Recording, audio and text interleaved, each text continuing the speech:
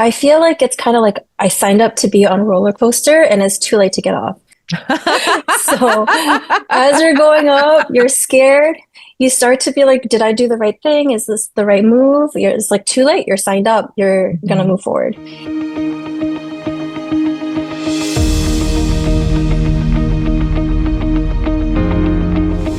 Hello, hello, hello, and welcome. Today I am joined by none other than Elle Yeon. Elle, you're based out of Washington, D.C. and the surrounding areas there in near the nation's capital.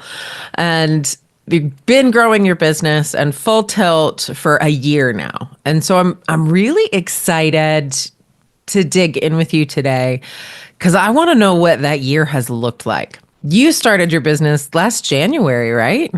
Yes, that's when I launched my business. How is before we dig into like the process and how you got where you are, what do you think has been the biggest aha for you about what you thought it would look like a year from then and what it actually looks like? I think I had preconceived notions about who is able to be a business owner and who's able to be successful. And I think over the past year, I just realized that if I just keep showing up, even when I feel like it's imperfect, when I feel like it's messy, like if I just keep doing the thing and not let my fear take over, and not let the criticism or like the worries of people around me overcome me, and just keep moving forward with the vision that I have, it just things start to fall into place. Yeah, no, and I love that you said that too. I will preach often about it doesn't have to be perfect, it has to get done. Whether we're talking about, people that I work with specifically in the photography mentoring space, or just other photographers out in the world, or even people not even in the photo space. So many of us get sort of trapped in that analysis paralysis, and that keeps us from being able to show up. When you're maybe in a panic moment about it's not right, it's not right, it's not working, it's not working, what does that internal dialogue look like in your head that gets you to be like, no, get up, go do the thing? I feel like it's kind of like I signed up to be on a roller coaster and it's too late to get off. So as you're going up, you're scared. You start to be like, did I do the right thing? Is this the right move? It's like too late. You're signed up. You're gonna move forward. And so you just get ready for the dips and the highs and the lows. And I think I just try to remember that I'm doing this not just as a fun hobby, but really to kind of flesh out my calling for the rest of my years while I'm on this earth. What would you say that calling is? Now knowing that that calling will evolve over time, Mhm. um, what does that look like for you now? Yeah, already it's changed so much over the past year. At first, it's like, oh, I just want to create these beautiful images for people. And now I feel like there's definitely more like a community aspect of connection and Mm. just like bringing people together as well. Oh, Yeah. I love that. Community's big. Community's big. And we don't often realize that we're responsible for creating that community. We get trapped in that I need another client, I need another client, and need to make sales, right? Who's next? Who's next? Who's next? Instead of staying connected to the people that we've already been in service to watch how that experience unfolds for them. I've moved around a lot over the years, and every time I moved, I had to like restart community. And as I got older, I kind of got more bitter and jaded about it. It's like, oh, like, and so Mm. I kind of got used to just being on my own and surviving on my own. But then as I started this business and started connecting with other photographers, other members of the business community, I was like, wow, there's like a treasure trove of connections that I never realized that I could even make. And so that made me so excited that like it's not just doing this on my own, but I'm really coming together with other people. And I really love that. Absolutely. Connection is huge, and entrepreneurship can be really isolating, and you're kind of like you get in the tunnel and there's so much testing that goes into everything, every part of like your marketing, right? Does this land on Facebook? Does this land on Threads? What's it doing on Instagram? And should I do this campaign or that campaign and all of the things? And you just kind of go in blindly and hope something sticks. With your first year under your belt, like what do you wish you could tell yourself last January? I think from the very beginning, I knew that this wasn't something I could do on my own. And like reaching out to you was one of the first things I did in February. That's like the second month of being in business. Hmm. And I think going back, just the encouragement that if you walk into your purpose, like things will work out. I did have people, like voices of loved ones who cared about me and didn't want to see me stress and didn't want to see me run myself ragged. And there is part of that, I feel like, in a startup. Like you can't just ease into just like everything working out for you magically. There's like that work that you have to put in. And Yeah. in those moments, I feel like that encouragement to keep going, I think I kind of had it in my head, but I think if I could go back and encourage myself even more, like this can work out. This is a feasible thing for you. One of the things I find myself repeating on like Facebook groups and things like that is keep going. Like you're on the right track, just keep going. And it can be really disheartening when you feel like you have been going and you've been trying and nothing's working. And it's really when the perspective changes, right? It's when you get out of the abundance, like, this is what I'm meant to do. I'm so excited to be here. This is my purpose to this isn't working and this isn't working and this isn't working and this isn't working. Then you fall into that lack space, and there's something to be said for, your mindset. Um, what was your favorite part about your first year? I'm not sure. I think it's just when I was realizing that this could really be a sustainable business for me. I know a lot of people like hate like the editing cave or whatever, but just seeing the fruit of collaboration with Mm. people, of like all that design prep work, you think about the wardrobe, you do the hair and makeup, and then you finally get together and you have like that blank SD card or memory card that's going to be filled with images later that you just look back and you're like, wow, like we created this together. I think that's really special and amazing. And yeah, and especially when completely meets and exceeds the expectations of your client as well. It's like such a happy feeling, like that high, like can't wait to do this again. For sure. Well, and like the meeting and exceeding the client's expectations, and the sales process that we use really goes a long way to setting a really high bar for those Mm-hmm. client expectations, right? We're tailoring that session to them. We're meeting with them. We're guiding them. We're posing them through the whole thing. Like it's not just a 15-minute mini session and you hope for the best. So when you have an opportunity to create this work, right? You've created something out of nothing. It literally did not exist before you pressed that shutter. Whether we're talking about digital or printed on the wall, like digital is a product, right? And so what are some of the things like when you have exceeded, not just met, but exceeded those client expectations? What either is their reaction or what have they said that they loved the most about being in that process with you? I'm thinking about a specific client reaction to her images. She Mhm. really came in there with zero expectation. She just was like, yeah, sure, I'll try. She was down for it. She's also in her 50s. And she said that when she saw her images, she was welling up with so much emotion. She said that she had totally forgotten, but when she was in her 20s, she had actually tried to model and like went out for tried to do some kind of like ad campaign. The photos ended up not being used, and so she was just like, okay, that's a closed door for me. So she like closed that chapter and totally forgot about it. She had her life, And she had blocked it kids. out. Wow. Yeah. Okay. And after she saw the images and just the whole experience of being in the studio with someone just focused on her, trying to make her look her best, she had this like joy and emotion that came over her. And it was really, yeah, it really impacted me deeply just to see what photography can do for someone. And before this year, I really kind of thought that it was a little bit not narcissistic, but a little bit something to A have little your vain. own photo shoot. Yeah. Sure. And even though I had a desire to do something like that, I was like, oh, the investment, it's so crazy. But then after signing up for my own headshots, my own photo sessions this past year, I just really learned that this isn't just something that's something for your own vanity, but it's really connecting with who you are Mm. and taking that time to see the person that you've become at the same time, like the person that you used to be, like all kind of meshed together.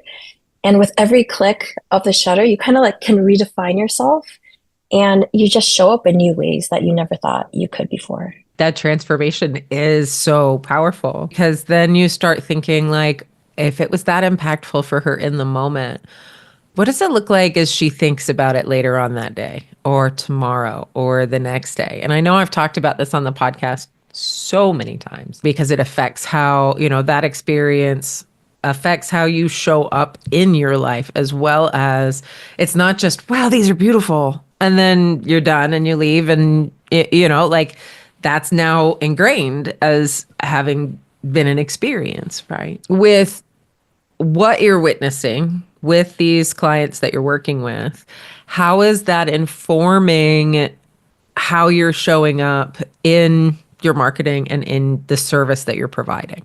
I think it gives me a lot more confidence when I speak to a potential client. I think at the beginning of last year, it's kind of like, hey, do you want to take photos with me? Like, it'll be fun. But now it's more like I know the transformation that can happen, how impactful it can be on their lives, and just to be seen. And so I feel like I can speak from a place of confidence and really wanting to help better them, not in like, oh, I can help you kind of way, but I can offer something that they have not experienced before and something that I know can truly, transform their thinking about themselves, their inner self-talk, everything. Yeah. Ooh, you're giving me goosebumps, Al. I love it. I love it. Okay. So when it comes to your journey and like having the courage, right, to move forward, maybe when you thought it's not perfect, I'm on this roller coaster, I signed up for this is hard, right? Like there's kids, there's family, there's other obligations outside of your business. What do you think has been your biggest transformation in becoming this business owner versus just somebody with a camera? I think a big motivator for me is what kind of woman do I want to role model for my daughters?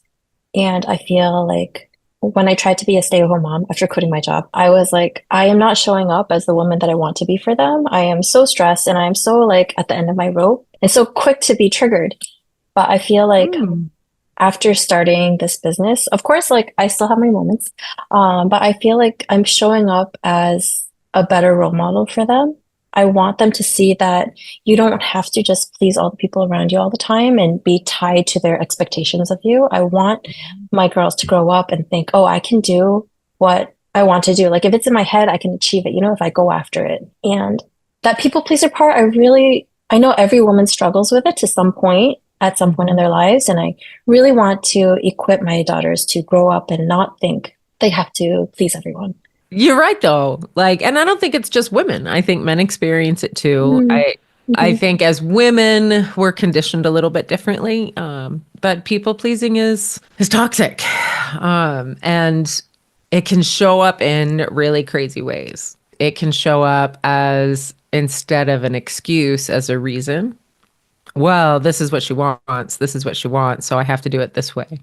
I was speaking to a photographer a few days ago, and she's just had a really very challenging client experience. People pleasing comes in the form of not communicating your expectations and boundaries. We cannot rely wholly on a contract to do that for us. So that doesn't mean that we don't have the conversation about those expectations and those boundaries with clients.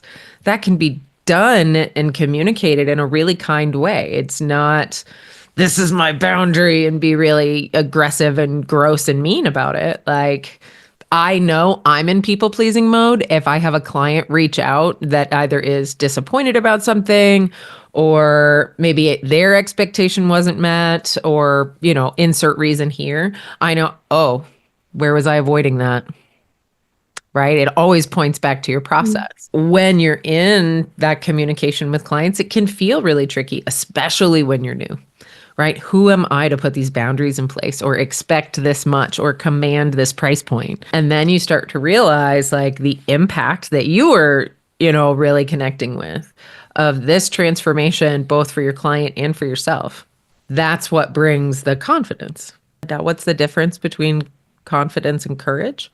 Confidence feels good.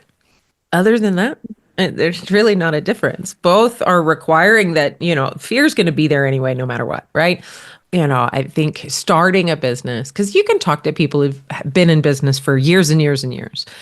I love speaking with people in your position, right, that have spent the last year like, oh, I didn't realize it would be this much, but having the courage to show up anyway, because the byproduct of that. And the byproduct of that not only is a successful business, right? A healthy profit margin, even if it's not entirely consistent in sales every single month, like it's well more consistent than it was back here in month one when you were like, I hope this is a good idea, right? So, what does year two look like for you? What are you excited about for 2025? I am looking at studio spaces. I'm really looking forward to curating a space where I can really create and just use my imagination for the different, even like art side of photography, not just like branding for businesses, but just really creating fun, inventive pieces together with people to provide that kind of place. People can just come and be vulnerable, can be open, can really feel like, oh, they can take a breath. And That's then awesome. also just having more people reach out. I feel like now that people are starting to know my photography a little bit more, I'm getting definitely more like cold inquiries.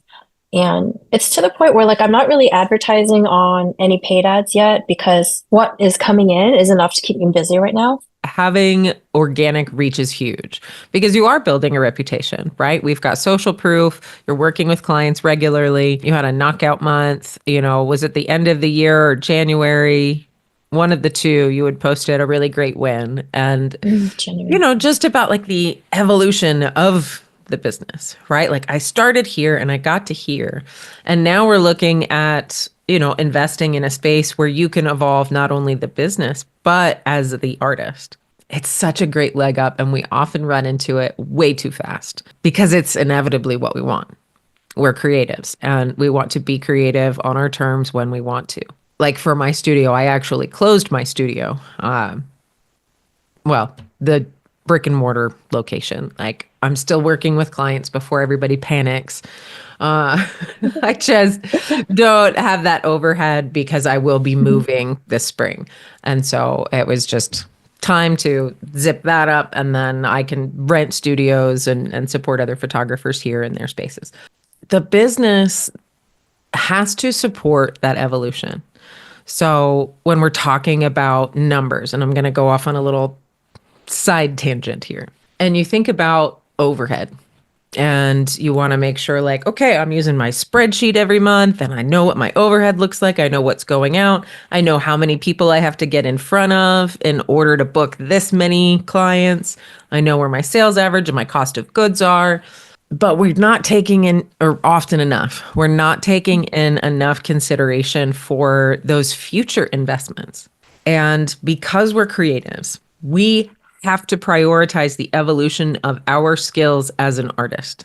When we don't, and we, put the blinders on and we go down the systems rabbit hole and build the business rabbit hole, we can sort of be like, okay, I'm going to set the creative to the side. I'm focusing on the business right now. But then we aren't accounting for the investments that we want to be making in the coming future.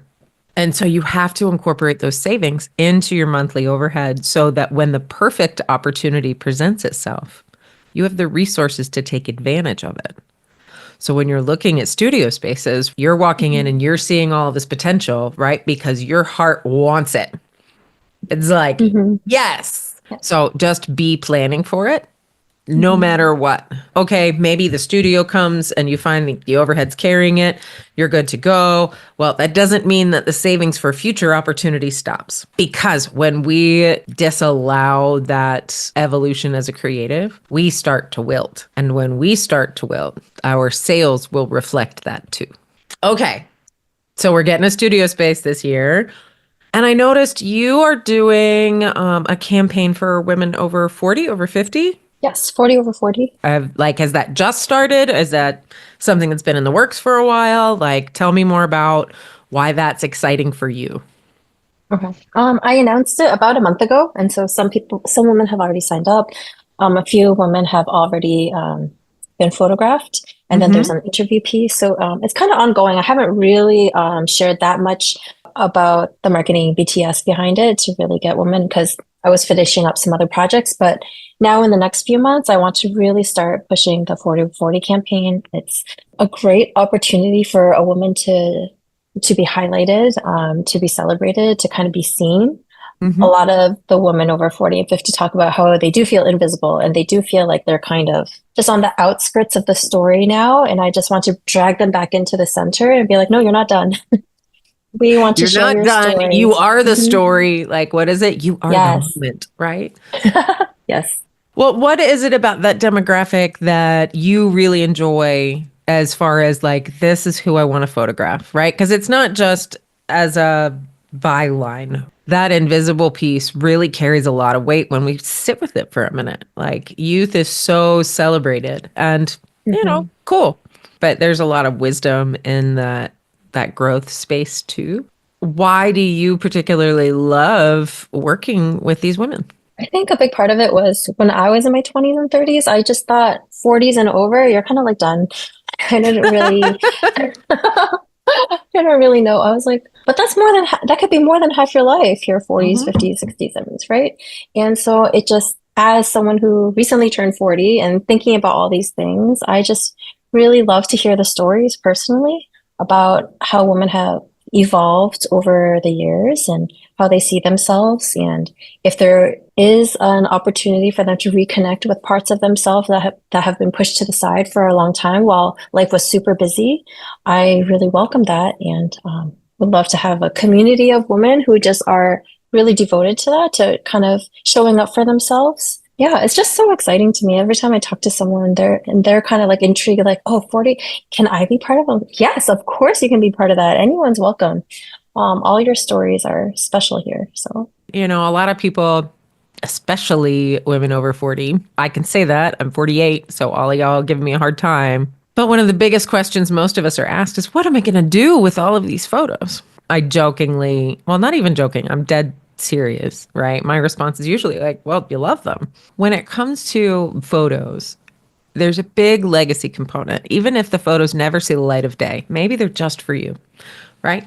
They're just for you and like a keepsake album, and they're just to remind you of whatever it is that you want to be reminded of, your resilience, days gone by, a relationship, your relationship with yourself, a feeling, whatever that looks like. But inevitably, those photos are going to become a part of your story. When people talk about who you were, what do we want that story to be? And so when we create these kind of larger promotional opportunities in our businesses, like a 40 over 40 or 40 and fierce, right? If we're not keeping it connected to a quantity, it's really an opportunity to connect with other people who want to share their story too. I love these larger campaigns for that reason, because in building that community, then comes celebration, right? Have you thought about what you want the celebration of that achievement to look like?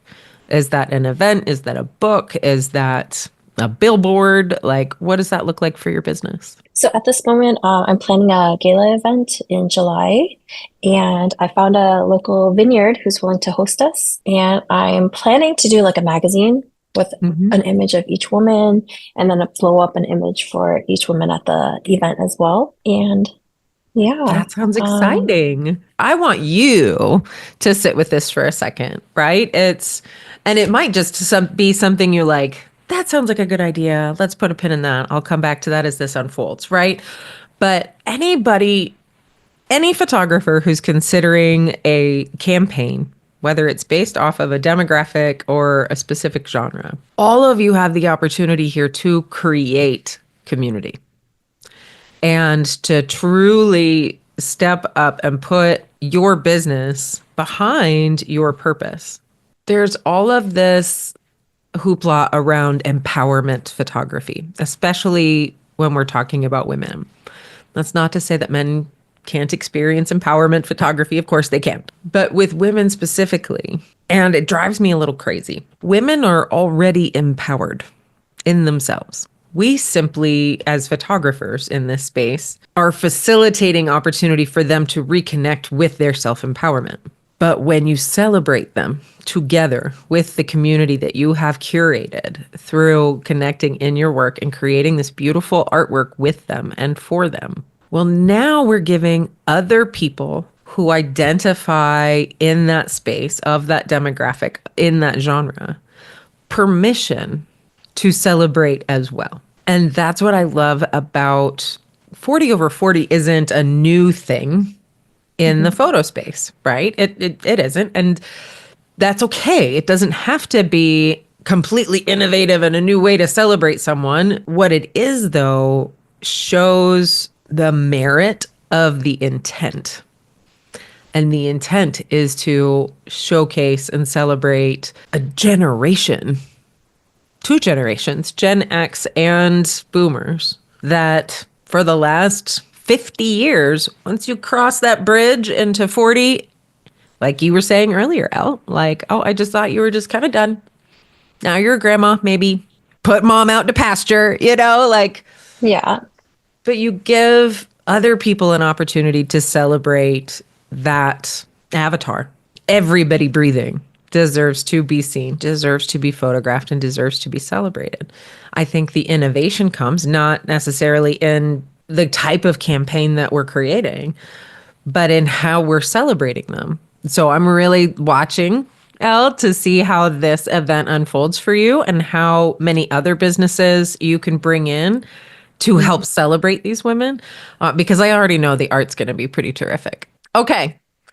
So we went over your piece of advice for the version of you that was starting her business.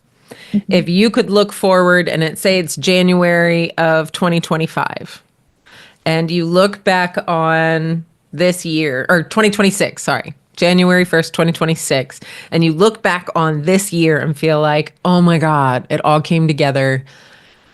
What an incredible year. I learned so much. I created all this work. I just think it was just the perfect year. What happened? So looking back on this past or this coming year, I hope that I will have streamlined a lot of things, Mm-hmm. made things more automatic, which gave me more room to connect with people and really develop those relationships. I think that's what it all comes back to.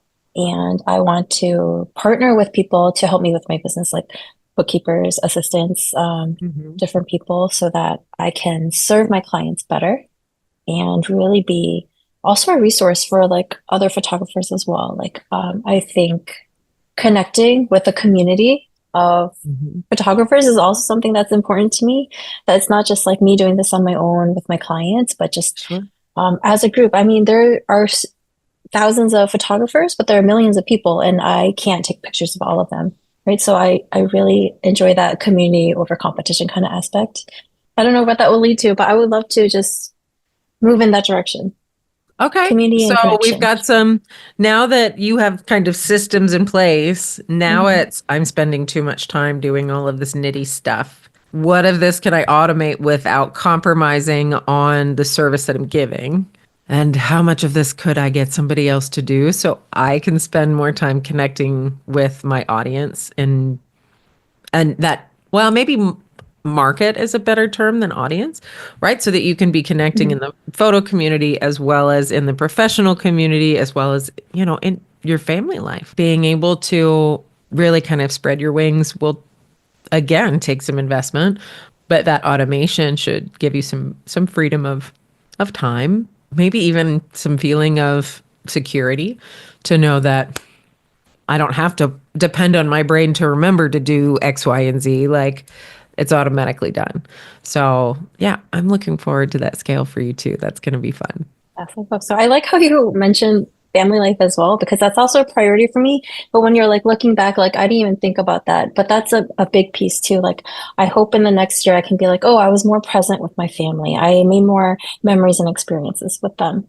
I would love to be able to see that. No, I love that. Okay, so 2025, we're prioritizing some automation so that you can stay focused with family and creating those memories and experiences. How did that gala go? It was a smashing success. Everyone had so much fun. A couple people Oh got too yeah, it drunk. was smashing. Yes, yes, yes. Yeah. And I think it would be a success if people just walked away from that saying that was amazing. I'm so glad I did it. And they go around and tell their friends too, like, you have to try this because this is just something that changed my life.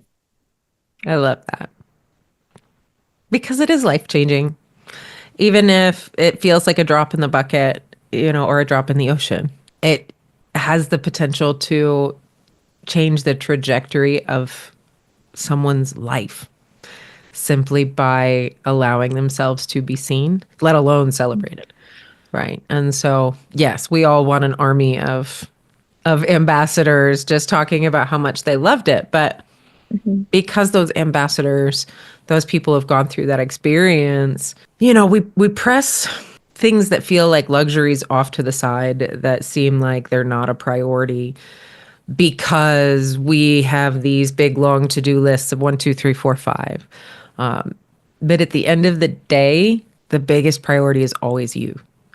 And so knowing not just what your business does for you, but how your business impacts the lives of the people that you serve. Portrait is a game changer for that. And I love that you're a part of it. I loved watching your growth. It's been incredible. And I know that the metric for that is always, the revenue and the profit margin, but it's also watching you kind of go from when we first met, this is what I'm doing. And then you would hold your breath. Uh-huh.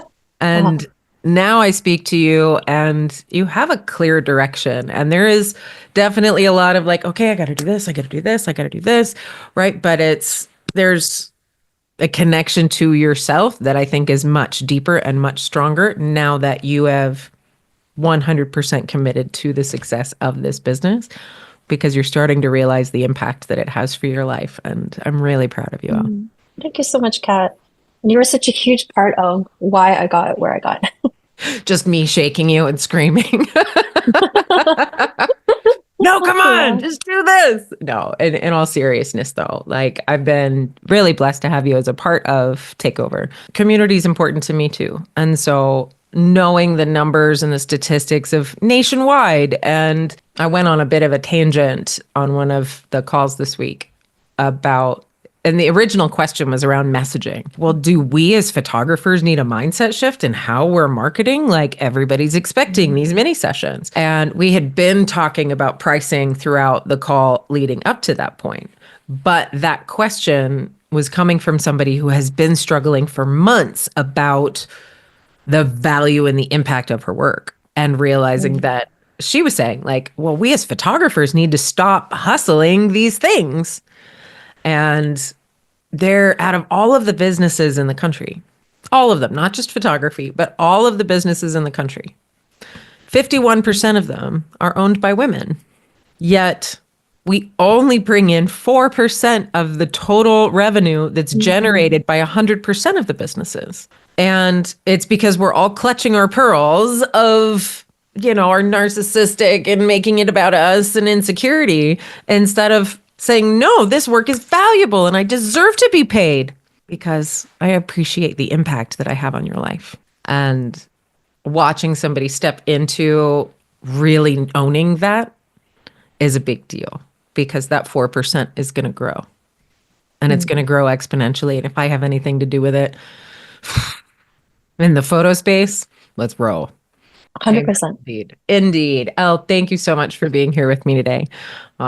I am very much looking forward to seeing how everything with your new space pans out and where you end up and what you create with it. Not just with your photo work, but actually with the space itself, because I know your imagination just does this. And no, I think it's really exciting. I think it's going to be a really terrific spot. And of course, with your 40 over 40, if I can support you, let me know. I will do. Well, thank you so much, Kat, for having me. Absolutely. Absolutely. Guys, go out and make $1 million. Go take photos, go change lives, and we'll see you next week.